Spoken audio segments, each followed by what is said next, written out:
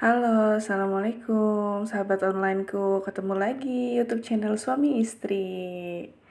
Hari ini kita mau masak nih ya, gulai untuk ceker dan daun singkong.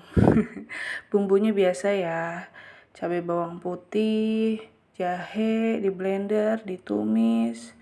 Ini cekernya udah aku rebus ya teman-teman. Terus udah aku rebus, baru deh aku tumis juga sekalian sama bumbunya ya, biar agak empuk. Nah terus setelah diolah kale, digongso ya, kita lanjut lagi. Jangan lupa untuk kasih air biar dia itu masih mendidih, untuk biar agak lebih empuk lagi ya. Cekernya lumayan besar-besar, ini aku cuman beli setengah, itu seharga 10.000 ya teman-teman.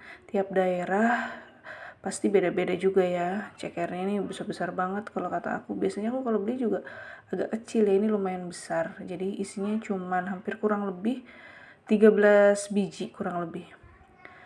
Nah ini udah, jangan lupa dicampurin daun singkongnya, karena aku daun singkong tuh nggak pernah beli teman-teman ya. Kebetulan banget ini dibawain dari orang tua ya. Aku kalau di Bogor tuh di belakang rumah ya, di kebun sendiri, jadi tinggal petik-petik aja gitu. Jadi aku nggak pernah beli. Nah ini ditambahin air lagi ya pemirsa. Jangan lupa untuk terus diaduk ya, karena kan nanti mau aku pakein santan nih ya, pakai santan kara biasa. Jadi airnya biar agak banyak gitu kan, biar medok gitu. Jangan lupa untuk kasih garam biar ada rasanya, nggak kayak percintaan kalian ya yang hambar. Pakai gula, kalau yang nggak mau terlalu manis oke boleh di skip. Ini kaldu jamur, kalau nggak mau pakai juga nggak jadi masalah ya, boleh pakai micin, terserah, opsional juga. Diaduk, aduk-aduk terus ya, biar dia juga meresap sih ke daun singkongnya juga ya. Apa kabar nih semua sahabat online, mudah-mudahan masak apa nih hari ini nih kira-kira nih ya.